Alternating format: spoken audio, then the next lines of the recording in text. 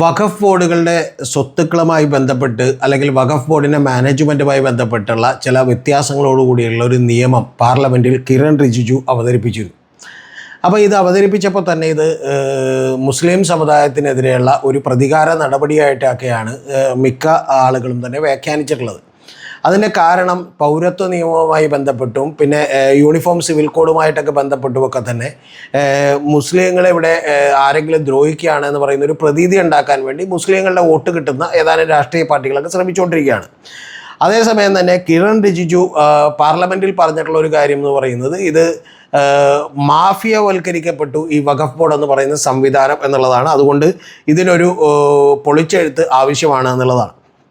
അതിന് അദ്ദേഹം രേഖകളുടെ അടിസ്ഥാനത്തിൽ പറഞ്ഞൊരു കാര്യം, ഒരൊറ്റ കൊല്ലത്തിനകം ആകെ കിട്ടിയേക്കുന്നത് 279 വരുന്ന ജനറൽ കംപ്ലയിൻസ് ആണെന്നും അതിൽ ഒരു കൊല്ലത്തിനകം 194 കംപ്ലയിൻസുകൾ കിട്ടിയെന്നും ആ 194 കംപ്ലയിൻസുകളിൽ മജോറിറ്റി കംപ്ലയിൻറ്റുകളും തന്നെ ഇവരുടെ എൻക്രോച്ച്മെൻറ്റുകൾ ആയി ബന്ധപ്പെട്ട്, അതായത് കയ്യേറ്റവുമായി ബന്ധപ്പെട്ടിട്ടുള്ള കംപ്ലയിൻറ്റുകളാണെന്നും 94 വരുന്ന കംപ്ലയിൻറ്റുകൾ ഈ വഖഫ് ബോർഡിൻ്റെ തന്നെ ഒഫീഷ്യൽസിനെതിരെയുള്ള കംപ്ലയിൻ്റ് ആണ് എന്നുമാണ് നമ്മളെ കിരൺ റിജിജു വളരെ വ്യക്തമായിട്ട് പറഞ്ഞിട്ടുള്ളത്. നമുക്കിതിൻ്റെ യാഥാർത്ഥ്യം ഒന്ന് പരിശോധിക്കാം സമഗ്രമായി തന്നെ. ഇതിൻ്റെ പല കാര്യങ്ങളും ചിലപ്പോൾ ഒരു സൈഡ് ചെറിയ വാർത്തകളൊക്കെ നിങ്ങൾ പലതും കേട്ടിട്ടുണ്ടാവും. പക്ഷേ എന്താണ് വഖഫ് ബോർഡുകളെന്നും ആ വഖഫ് ബോർഡുകളിൽ മാറ്റം വരുത്തേണ്ടത് എന്താണെന്നും അല്ലെങ്കിൽ അവർ കാണിച്ചിട്ടുള്ള അതിക്രമങ്ങൾ എന്താണെന്നും ഒക്കെ നമ്മൾ വിശദമായി ചർച്ച ചെയ്യുകയാണ് ഈ വീഡിയോയിൽ. വഖഫ് ബോർഡുകൾ നിലവിൽ വന്നതിൻ്റെയും അതിൻ്റെ ചരിത്രത്തിലേക്ക് നമ്മൾ പോകുന്നതിന് മുമ്പ് വളരെ ഈ ഇന്ത്യ രാജ്യത്തില്ലാത്ത രീതിയിലുള്ള ഒരു അധികാരം ഈ വഖഫ് ബോർഡുകൾക്ക് കൊടുത്തു. ആ വഖഫ് ബോർഡുകൾക്ക് കൊടുത്തത് 1995 വന്നിട്ടുള്ള സെക്ഷൻ 40 എന്ന് പറയുന്ന ഒരു വകുപ്പാണ്. ആ വകുപ്പ് കൊടുത്തിട്ടുള്ള അനിയന്ത്രിതമായിട്ടുള്ള അധികാരം എന്താണെന്ന് വെച്ചിട്ടുണ്ടെങ്കിൽ വഖഫ് ബോർഡുകളിലേക്ക് സ്വത്തുക്കൾ കണ്ടുകെട്ടുന്നതിന് പലപ്പോഴും നമുക്കറിയാം വഖഫ് ബോർഡുകളിലേക്കോ അല്ലെങ്കിൽ മറ്റേതെങ്കിലും ചാരിറ്റബിൾ ട്രസ്റ്റുകളിലേക്കൊക്കെ ആളുകൾ കോൺട്രിബ്യൂട്ട് ചെയ്യണമെങ്കിൽ നമ്മൾ രേഖാമൂലം അവർക്കത് നടത്തി കൊടുക്കേണ്ടതുണ്ട്, രജിസ്റ്റർ ചെയ്ത് കൊടുക്കേണ്ടതുണ്ട്. പക്ഷേ വഖഫ് ബോർഡിന് അതിൻ്റെ ആവശ്യമില്ല, പകരം ഓറലി പറഞ്ഞാലും മതി എന്നുള്ളതാണ്. അതായത് വെർബലി ഒരാൾ പറയുകയാണ് എൻ്റെ ഈ ഭൂമി നിങ്ങൾക്ക് തന്നേക്കാം എന്ന് പറഞ്ഞാൽ അത് വഖഫിൻ്റെ ആയി കഴിഞ്ഞു എന്നുള്ളതാണ് നിയമം പറയുന്നത്. രണ്ടാമത്തെ കാര്യം എന്ന് പറയുന്നത് വഖഫ് ബോർഡിന് തോന്നുകയാണെങ്കിൽ, അതായത് വഖഫ് ബോർഡിനെ ഇപ്പോൾ ഇങ്ങനെ ഇരുന്നിട്ട് തോന്നുകയാണ് ഇത് ഞങ്ങളുടെ ഭൂമിയാണ് എന്ന് തോന്നിയാൽ അത് ഏറ്റെടുക്കാം എന്നാണ് പറയുന്നത്. അപ്പോൾ അത് ഈ പറയുന്ന വഖഫ് എന്താണെന്നുള്ളത് നിർവചിച്ചിട്ടുണ്ട്. അതുകൊണ്ട് ആ നിർവചനം അനുസരിച്ച് മാത്രമേ വഖഫിന് ഭൂമി ഏറ്റെടുക്കാൻ കഴിയുന്നുള്ള വളരെ ദുർബലമായിട്ടുള്ള ചില ന്യായീകരണങ്ങളൊക്കെ ഉണ്ടെങ്കിൽ പോലും വഖഫ് ബോർഡ് സത്യത്തിൽ ചെയ്തുകൊണ്ടിരിക്കുന്നത് മറ്റുള്ളവരുടെ ഭൂമികൾ ഏറ്റെടുക്കുന്നതിന് അതിക്രമം കാണിച്ച് ഏറ്റെടുത്തുകൊണ്ടിരിക്കുകയാണ് സംഭവിച്ചുകൊണ്ടിരിക്കുന്ന ഒരു കാര്യം. ഇതിലേക്ക് വേണ്ടിയിട്ട് ഞാൻ ഏതാനും ചില ഉദാഹരണങ്ങൾ മാത്രമേ ഞാൻ പറയുന്നുള്ളൂ. കാരണം ഈ ലിസ്റ്റ് മുഴുവൻ പറയാന്നാൽ ഏതാണ്ട് ഒരു 10 മണിക്കൂറെങ്കിലും നമ്മളിവിടെ ഇരിക്കേണ്ടി വരും. അപ്പോൾ എന്നാൽ പോലും ലിസ്റ്റ് പൂർണ്ണമാവില്ല കേട്ടോ. അത്രയും വലിയ ലിസ്റ്റാണ് ഇവർ ഏറ്റെടുക്കാൻ വേണ്ടിയിട്ടുള്ളത്. 2018 ഇവർ ക്ലെയിം ചെയ്തിട്ടുള്ള ഒരു ഭൂമി എന്ന് പറയുന്നത് താജ്മഹലിൻ്റെയാണ്. നിങ്ങളൊന്ന് ആലോചിച്ച് നോക്കണം. താജ്മഹൽ, അതായത് ഇന്ത്യയിലുള്ള ലോകത്തിലെ 8ാമത്തെ അത്ഭുതമായിട്ടുള്ള താജ്മഹലിൻ്റെ ഭൂമിയും താജ്മഹലൊക്കെ തന്നെ വഖഫിൻ്റേതാണെന്ന് ഉറക്കത്തിൽ നിന്ന് എഴുന്നേറ്റപ്പോൾ തോന്നിയതാണോ എന്ന് എനിക്കറിയില്ല. അങ്ങനെ തന്നെ വേണം നമ്മൾ വിചാരിക്കാൻ. കാരണം ഇതുമായി ബന്ധപ്പെട്ട് നിയമ നടപടികളിലേക്ക് പോയി. അപ്പോൾ നിയമ നടപടികളിലേക്ക് പോയപ്പോൾ സുപ്രീം കോടതിയിൽ അന്നത്തെ ജഡ്ജ് ദീപക് മിശ്ര ആയിരുന്നു എന്നാണ് എൻ്റെ ഓർമ്മ. അദ്ദേഹമാണ് ചോദിച്ചൊരു ചോദ്യം എൻ്റെ ഓർമ്മയിലുണ്ട്. ആ ചോദ്യം ചോദിച്ചത് ഇത് ഷാജഹാൻ്റെ ഒപ്പിട്ട് നിങ്ങൾക്ക് തന്നിട്ടുണ്ടോ എന്നുള്ളതാണ്. സത്യത്തിൽ ഷാജഹാൻ എൻ്റെ ഒപ്പിട്ട് ഇവർക്ക് കൊടുത്തിട്ടില്ല എന്നുള്ളത് ഇവർക്ക് അറിയാവുന്നതുകൊണ്ട്, പിന്നെ സുപ്രീം കോടതി ആയതുകൊണ്ടും അത്ര കർക്കശമായി ചോദിച്ചതുകൊണ്ടൊക്കെ ഇനി വല്ല വ്യാജ ഒപ്പിട്ടൊക്കെ കൊണ്ടുവരാൻ സാധ്യത ഉണ്ടായിരുന്നു. അതൊന്നും ചെയ്തില്ല ഭാഗ്യത്തിന്. അത് നമ്മുടെ ഭാഗ്യം എന്ന് വിചാരിച്ചാൽ മതി. നേരെ എന്ത് ചെയ്തു, അവർ കണ്ടം വഴി ഓടിക്കളയാണ് ഉണ്ടായിട്ടുള്ളത്. ഒന്ന് ആലോചിച്ച് നോക്കണം നിങ്ങൾ. താജ്മഹൽ വഖഫ് ബോർഡിൻ്റെ സ്വത്താണെന്ന് 2018 പറഞ്ഞു. ഇനി 2018 തന്നെ പൂനെയിൽ, അതായത് പരബാനി എന്ന് പറയുന്ന ഒരു സ്ഥലം ഞാൻ കേട്ടിട്ടില്ല ഇതുവരെ, പക്ഷേ ആ സ്ഥലത്ത് ഇവർ 1700 പുതിയ പ്രോപ്പർട്ടികൾ ഞങ്ങളുടേതാണെന്ന് പറഞ്ഞ് ക്ലെയിം ചെയ്തു. അതിനും യാതൊരുവിധ അടിസ്ഥാനവുമില്ല. പക്ഷേ ഇവർ എന്ത് ചെയ്തു, ക്ലെയിം ചെയ്തു. അതിനുശേഷം 2021 വരുമ്പോൾ ഇവർ സൂറത്ത് മുനിസിപ്പൽ കോർപ്പറേഷൻ, ആ ബിൽഡിങ് കുഴപ്പമില്ലാന്ന് തോന്നിയിട്ടായിരിക്കണം, സൂറത്ത് മുനിസിപ്പൽ കോർപ്പറേഷനും അതിൻ്റെ ബിൽഡിങ്ങുകളൊക്കെ ഇവരുടേതാണെന്ന് പറഞ്ഞ് ക്ലെയിം ചെയ്തു. ഇങ്ങനെ ക്ലെയിം ചെയ്താലുള്ള ബുദ്ധിമുട്ട് വേറെ ഉണ്ട് കേട്ടോ. കാരണം അവരുടേതായി മാറും പിറ്റേ ദിവസം മുതൽ അത് തന്നെ. പിന്നെ 2022 ഗ്യാൻബാബി മസ്ജിദ് ലാൻഡ് ക്ലെയിം ചെയ്തു. അതായത് ഞങ്ങളുടേതാണെന്ന് പറഞ്ഞ് ഇവർ ക്ലെയിം ചെയ്തു. ഇങ്ങനെ ക്ലെയിം ചെയ്യുമ്പോൾ ഈ വഖഫ് ബോർഡിന് ഒരു നോട്ടീസ് അയക്കേണ്ട ആവശ്യമുള്ളൂ. അതായത് വെറുതെ ഒരു നോട്ടീസ് പ്രിൻറ്റ് ചെയ്ത് ഞങ്ങളുടേതാണെന്ന് തോന്നുന്നു പറഞ്ഞ് അയച്ചു കൊടുത്തിട്ടുണ്ടെങ്കിലുള്ള ഗുണം എന്താണെന്ന് വെച്ചാൽ പിന്നീട് നിങ്ങൾക്ക് ആ ഭൂമി ക്രയവിക്രയം ചെയ്യാൻ കഴിയില്ല. സാധാരണ നമുക്കറിയാമല്ലോ, ഇപ്പോൾ ഒരു ബലാത്സംഗ പരാതിയിലൊക്കെയാണ് അത്തരത്തിലുള്ള നിയമമുള്ളത്. അതായത് ഒരു പെൺകുട്ടി മറ്റൊരാൾ ബലാത്സംഗം ചെയ്തു എന്ന് പറഞ്ഞാൽ നിങ്ങളുടെ നിരപരാധിത്വം നിങ്ങൾ തെളിയിക്കണം, അല്ലാതെ പെൺകുട്ടി തെളിയിക്കേണ്ട ആവശ്യമില്ല ബലാത്സംഗം ചെയ്യപ്പെട്ടു എന്ന്. അപ്പോൾ അതുപോലെ തന്നെ, അല്ലെങ്കിൽ പെൺകുട്ടി ഒരിക്കലും ഇയാളാണ് ബലാത്സംഗം ചെയ്തതെന്ന് തെളിയിക്കേണ്ട ആവശ്യമില്ല. ബലാത്സംഗം ചെയ്യപ്പെട്ടതെന്ന് ശാസ്ത്രീയമായി തെളിയിക്കണം. പക്ഷെ എങ്കിൽ പോലും അത് ചെയ്തിട്ടില്ല, എൻ്റെ നിരപരാധിത്വം തെളിയിക്കാൻ പ്രതിക്കാണ് ബാധ്യതയുള്ളത്. ഇവിടെ അത് തന്നെയാണ്. വഖഫ് ബോർഡ് ഒരു നോട്ടീസ് അയച്ചിട്ടുണ്ടെങ്കിൽ പിന്നെ വഖഫ് ബോർഡിന് ഇത് തെളിയിക്കേണ്ട ആവശ്യമില്ല. നിങ്ങളാണ് ഇത് നിങ്ങളുടേതായ പ്രോപ്പർട്ടി ആണെന്ന് തെളിയിച്ചാൽ നിങ്ങൾക്കത് കൊണ്ടുപോകാം, അല്ലെന്നുണ്ടെങ്കിൽ അത് വഖഫ് ബോർഡിൻ്റെ ആയി മാറും. എങ്ങനെയുണ്ട്?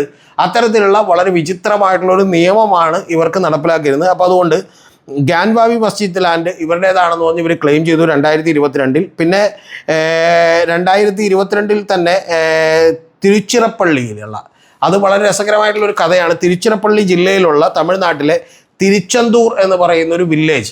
ആ വില്ലേജ് വളരെ ചെറിയൊരു ഏക്കറേ ഉള്ളൂ, 359 ഏക്കറേ ഉള്ളൂ. നിരവധി ആളുകളൊക്കെ അവിടെ താമസിക്കുന്നുണ്ട്.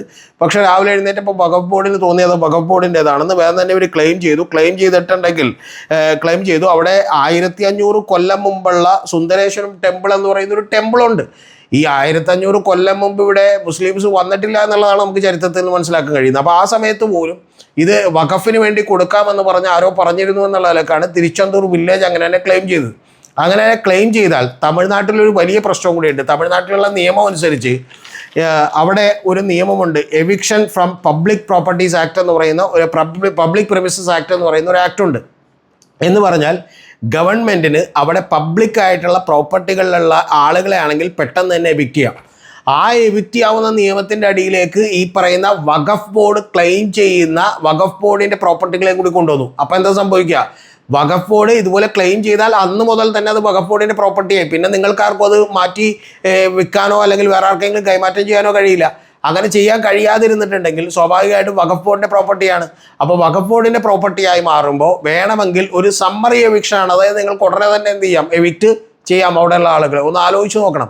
അപ്പോൾ ഇത്തരത്തിൽ വളരെ വിചിത്രമായിട്ടുള്ള ഒരു നിയമവും അധികാരവുമാണ് നമ്മുടെ 1995 കോൺഗ്രസ്സാണ് ഭരിച്ചിരുന്നത്. ആ കോൺഗ്രസ് ഭരിച്ചിരുന്ന ഗവൺമെൻറ്റുകൾ വഖഫ് ബോർഡുകൾക്ക് കൊടുത്തിരുന്നത് എന്നറിയുമ്പോൾ ലോകത്തെങ്ങുമില്ലാത്ത അത്രമാത്രം അനീതിയായിട്ടുള്ള ഒരു നിയമം എങ്ങനെ ഇവർ നടപ്പിൽ വരുത്തി എന്നുള്ളത് മാത്രമാണ് എന്നെ അത്ഭുതപ്പെടുത്തുന്നത്. പിന്നെ കുറച്ച് ചെറിയ ചെറിയ സ്ഥലങ്ങളൊക്കെ ഇവർ ക്ലെയിം ചെയ്തിട്ടുണ്ട്. അതിലൊന്ന് അയോധ്യയിലെ രാമജന്മഭൂമിയാണ്.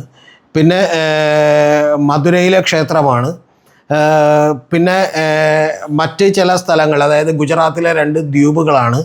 പിന്നെ നമ്മുടെ ധീരുഭായ് അംബാനി എന്ന് പറയുന്ന പാവ മനുഷ്യൻ താമസിക്കുന്ന ഒരു കുടിലുണ്ടല്ലോ, നിങ്ങൾക്കറിയാം, ആൻറ്റീലിയ എന്ന് പറയുന്ന ഇന്ത്യയിൽ ലോകത്തിലെ ഏറ്റവും വലിയ എക്സ്പെൻസീവ് ആയിട്ടുള്ള ഒരു ഭവനം, അതടങ്ങുന്ന സ്ഥലം ഇവർ ക്ലെയിം ചെയ്തു. എങ്ങനെയുണ്ട്? അങ്ങനെ കൊച്ചു കൊച്ചു കാര്യങ്ങളാണ് ഇവർ ക്ലെയിം ചെയ്തിട്ടുള്ളത് എന്ന് നിങ്ങൾ മനസ്സിലാക്കണം. ഇനി ഇതെല്ലാം പോട്ടെ, ഇതിനെല്ലാത്തിനും ഉപരി ഇവരുടെ പേരിലുള്ള ഒരു അലിഗേഷൻസ് ഉണ്ട്. 2017 അലിഗേഷൻ ഉണ്ടായിരുന്നു. അതായത് ഇവരുടെ പ്രോപ്പർട്ടികൾ ഇവർ അനിയന്ത്രിതമായിട്ട് മറ്റുള്ളവർക്ക് സെല്ല് ചെയ്തുകൊണ്ടിരിക്കുകയാണ് എന്ന് പറയുന്ന ഒരു അലിഗേഷൻ ഉണ്ടായിരുന്നു. പിന്നെ അതുകൂടാതെ ഇന്ത്യൻ പാർലമെൻറ്റിൽ ഗവൺമെൻറ് തന്നെ ഇൻഫോം ചെയ്തിട്ടുള്ളത് 2019 16,637 വഖഫ് പ്രോപ്പർട്ടീസ് എൻക്രോച്ച്മെൻറ്റുകളാണ്, കയ്യേറ്റം നടന്നുകൊണ്ടിരിക്കുകയാണ് എന്ന് പറഞ്ഞ് ഗവൺമെൻറ് തന്നെ ഇവരുടെ ക്ലെയിം ചെയ്തിരുന്നു. അപ്പോൾ ഇത്തരത്തിൽ പലതരത്തിലുള്ള അതിക്രമങ്ങൾക്കും അതുപോലെ തന്നെ യാതൊരു വിധത്തിലുള്ള നീതിയില്ലാത്ത പ്രവൃത്തികൾക്കുമൊക്കെ തന്നെ ഇവർ തയ്യാറായിരുന്നു. ഹരിയാനയിലുള്ള യമുന നഗറിലെ ഗുരുദ്വാര ഇവർ ക്ലെയിം ചെയ്തിരുന്നതാണ്. അപ്പോൾ ഇത്തരത്തിൽ പല തരത്തിലുള്ള സ്ഥലങ്ങളും ഇവർ ക്ലെയിം ചെയ്തു. ഇതൊന്നും കൂടാതെ 2900 ഏക്കറിൽ കൂടുതലുള്ള വസ്തു, ആ വസ്തു കർണാടകയിലേത് ലീസിന് കൊടുക്കുന്നതുമായി ബന്ധപ്പെട്ട് വലിയ അഴിമതി ഉണ്ടെന്നും അത് അവർക്ക് ലീസിന് കൊടുത്തത് ചില അഡ്ജസ്റ്റ്മെൻറ്റുകളിലൂടെയാണെന്നും പറയുന്ന വാദം വന്നു. ഇതിനി നമുക്ക് കേരളത്തിലേക്ക് വന്നിട്ടുണ്ടെങ്കിൽ കേരളത്തിലെ ചില സ്ഥലങ്ങളിലുമൊക്കെ ഇത്തരത്തിലുള്ള ക്ലെയിം വന്നിട്ടുണ്ട്. ഉദാഹരണത്തിന് ചാവക്കാട് എന്ന് പറയുന്ന സ്ഥലത്ത് ബാലകൃഷ്ണൻ എന്ന് പറയുന്ന രാമു എന്ന് പറയുന്ന ഒരാളുടെ പേരിലുള്ള സ്ഥലങ്ങൾ, അത് സാമൂതിരിപ്പാടിൻ്റെ കാലത്ത് നിന്ന് കൈമാറ്റം ചെയ്തു വന്നതാണ്. ആ സ്ഥലങ്ങളിൽ ഇവർക്ക് ക്ലെയിം ഉണ്ട് എന്ന് പറഞ്ഞു വന്നു. കൂടാതെ കോഴിക്കോട് വേങ്ങരയിൽ അറക്കൽ ഭഗവതി ക്ഷേത്രത്തിൻ്റെ സ്ഥലം അത് ഇവരുടേതാണെന്ന് പറഞ്ഞ് ക്ലെയിം വന്നു. പിന്നെ വൈപ്പിൻ ചെറായി ഭാഗത്തുള്ള ഒരു പ്രദേശത്തുള്ള സ്ഥലങ്ങൾ അത് ഇവരുടേതാണെന്ന് പറഞ്ഞ് ക്ലെയിം വന്നു. ഇങ്ങനെ നിരവധി സ്ഥലങ്ങളിലാണ് ഇവർക്ക് ക്ലെയിം വന്നിട്ടുള്ളത്.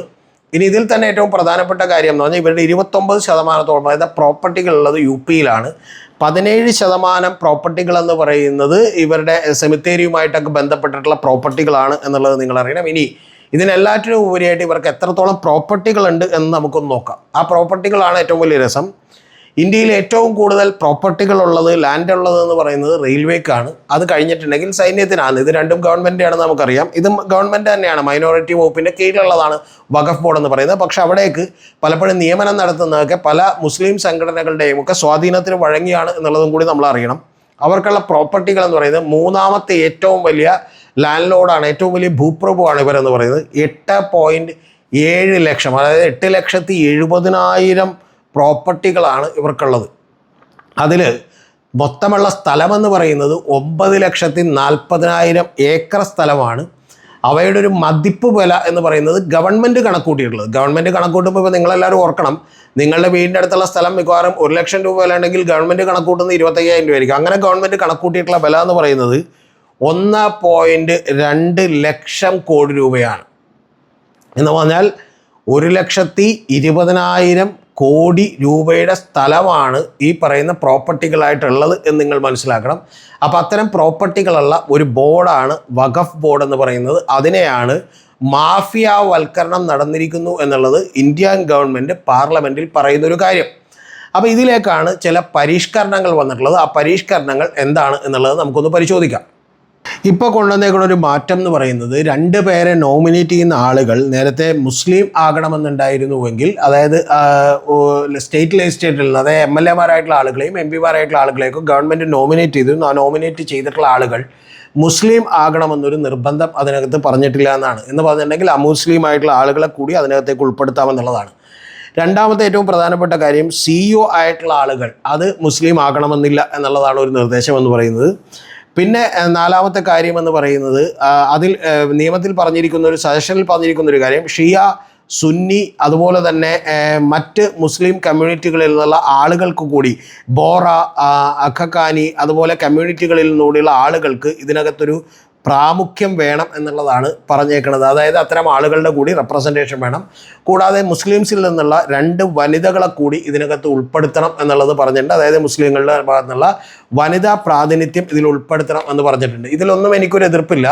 എൻ്റെ അഭിപ്രായത്തിൽ ഇപ്പോൾ അത് മറ്റ് ഇത്തരത്തിലുള്ള ബോർഡുകൾ, അതായത് പലപ്പോഴും ഇത് തെറ്റിദ്ധരിക്കപ്പെടുന്ന ഒരു കാര്യം കൂടിയുള്ളത്, കഴിഞ്ഞ ദിവസം KC വേണുഗോപാൽ സഭയിൽ ചോദിച്ചിട്ടുള്ളത്, ഗുരുവായൂർ ദേവസ്വം ബോർഡിൻ്റെയോ അല്ലെങ്കിൽ തിരുച്ചിറപ്പള്ളി ദേവസ്വം ബോർഡിൻ്റെയൊക്കെ കീഴിലുള്ള അംഗങ്ങളിലേക്ക് അഹിന്ദുക്കളായിട്ടുള്ള ആളുകളെ നിങ്ങൾ ഉൾപ്പെടുത്തുമോ എന്ന് ചോദിച്ചിട്ടുണ്ട്. പക്ഷെ അതിനൊരു അടിസ്ഥാനമില്ല. കാരണം ഇതൊരു മതപരമായിട്ടുള്ള സ്ഥാപനങ്ങളിൽ മറ്റുള്ളവരെ ഉൾപ്പെടുത്തുന്നതിനൊന്നും തകരാറില്ല എന്ന് വിചാരിക്കുന്ന ഒരാളാണ് ഞാൻ. രണ്ടാമത്തെ കാര്യം എന്ന് പറയുന്നത്, ഇനി അത് ഉൾപ്പെടുത്തിയില്ലെങ്കിലും കുഴപ്പമില്ല, കാരണം അത് വലിയ തോതിലുള്ള ഒരു പ്രശ്നമുണ്ടാക്കും, അല്ലെങ്കിൽ ആളുകളുടെ ഭാഗത്തുള്ള രോഷമുണ്ടാക്കും. പക്ഷെ പ്രശ്നം അടിസ്ഥാനപരമായിട്ടുള്ള ഒരു വലിയ പ്രധാനപ്പെട്ട വിയോജിപ്പുള്ള കാര്യം എന്ന് പറയുന്നത്, 5 കൊല്ലത്തേക്ക് ഈ പറയുന്ന ഇതിലേക്ക് ഇനി കോൺട്രിബ്യൂട്ട് ചെയ്യണമെന്നുണ്ടെങ്കിൽ ഒന്ന് ലീഗലി നിയമപരമായി രജിസ്റ്റർ ചെയ്ത് കൊടുത്തേ പറ്റൂ എന്നുള്ളതാണ്. അത് തീർച്ചയായിട്ടും വെക്കേണ്ട ഒരു നിയമമാണ്. പക്ഷേ രണ്ടാമതൊരു കാര്യം, 5 കൊല്ലമായിട്ടുള്ള ഒരു പ്രാക്ടീസിങ് മുസ്ലിമിന് മാത്രമേ ഈ പറയുന്ന വഖഫ് ബോർഡുകളിലേക്ക് ഒരു പണം കൊടുക്കാനോ അല്ലെങ്കിൽ പ്രോപ്പർട്ടികൾ കൊടുക്കാനോ കഴിയൂ എന്നുള്ളതാണ്.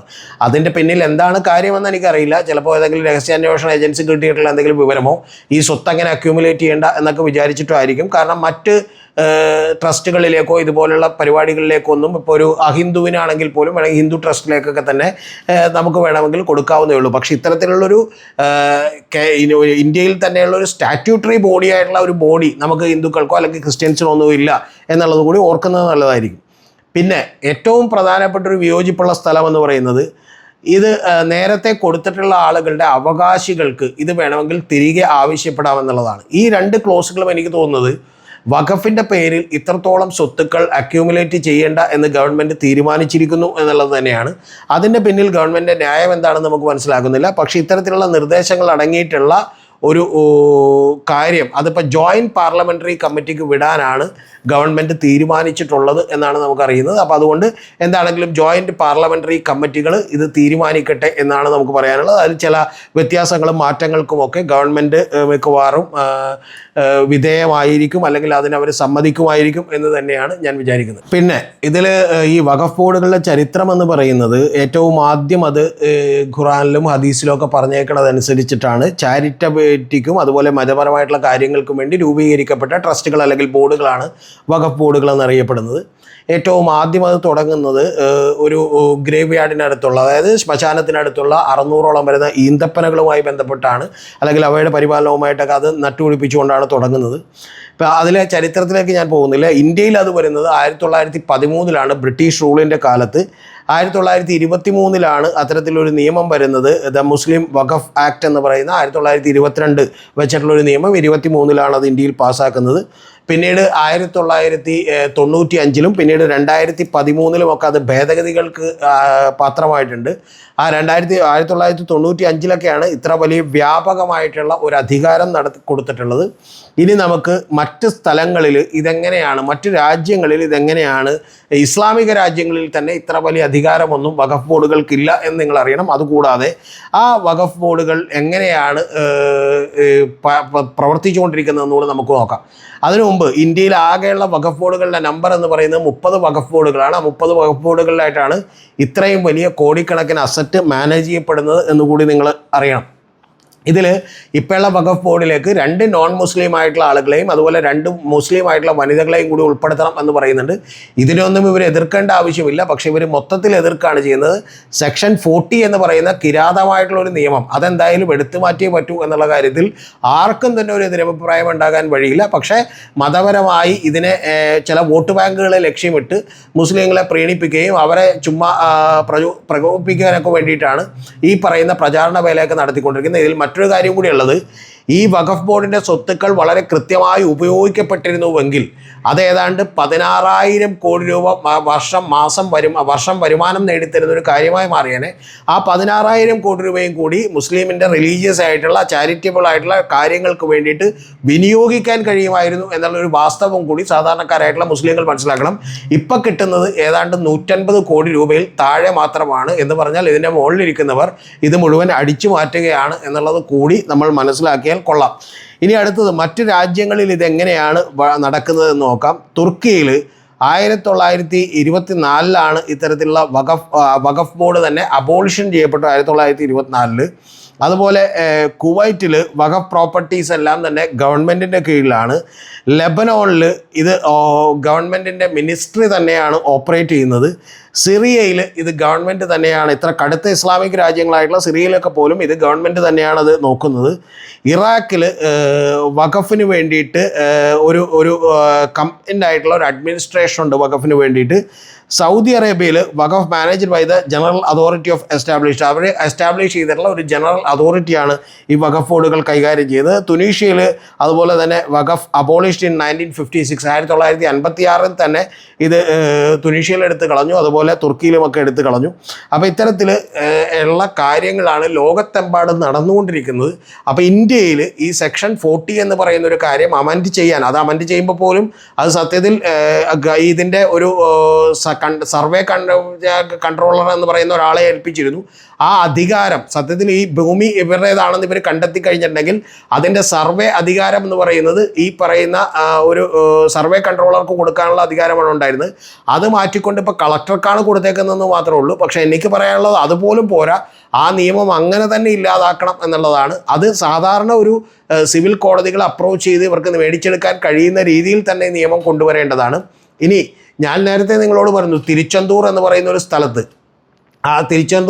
സ്ഥലത്ത്, ഇത്തരത്തിലുള്ള ഒരു കാര്യം നിങ്ങൾ ഏറ്റെടുക്കാൻ വേണ്ടി വരുമ്പോൾ നിങ്ങളൊന്ന് ആലോചിച്ച് നോക്കണം. തമിഴ്നാട്ടിൽ അവിടുത്തെ നിയമം എന്ന് പറയുന്നത് ഈ പറയുന്ന പബ്ലിക്കായിട്ടുള്ള പ്രോപ്പർട്ടികൾ പ്രമിസസ് ഏറ്റെടുക്കുന്നതുമായി ബന്ധപ്പെട്ടുള്ള നിയമത്തിൻ്റെ കീഴിൽ ഈ വഖഫ് ബോർഡിൻ്റെ നിയമം കൂടി വരുമ്പോൾ ആളുകൾ വേണമെങ്കിൽ എവിക്റ്റ് ചെയ്യാൻ കഴിയും.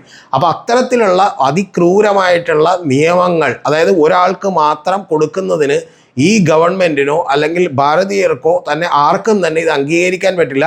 മുസ്ലിംസ് ആയിട്ടുള്ള ആളുകൾ പോലും മനസ്സിലാക്കേണ്ട ഒരു കാര്യം, ഇതിൻ്റെ തലപ്പത്തിരിക്കുന്നവർ നിങ്ങളെ കൂടി പറ്റിച്ചുകൊണ്ട് കൊള്ളയടിക്കുകയായിരുന്നു. 16,000 കോടിയെങ്കിലും ഒരു കൊല്ലം വരുമാനം കിട്ടുമായിരുന്ന ഒരു പ്രോപ്പർട്ടികളിൽ നിന്ന് ഇപ്പോൾ കിട്ടുന്നത് ഏതാണ്ട് 150 കോടി രൂപയിൽ താഴെയാണ് എന്ന് പറയുമ്പോൾ അത് സത്യത്തിൽ ഈ മുസ്ലിം സമുദായത്തിൻ്റെ ചാരിറ്റികൾക്കും അതുപോലെ തന്നെ റിലീജിയസ് ആയിട്ടുള്ള ആക്ടിവിറ്റികൾക്കും വേണ്ടി ഉപയോഗിക്കാമായിരുന്ന പണം മറ്റുള്ളവർ അടിച്ചു മാറ്റുക കൂടിയാണ് സംഭവിച്ചു കൊണ്ടിരിക്കുന്നത്.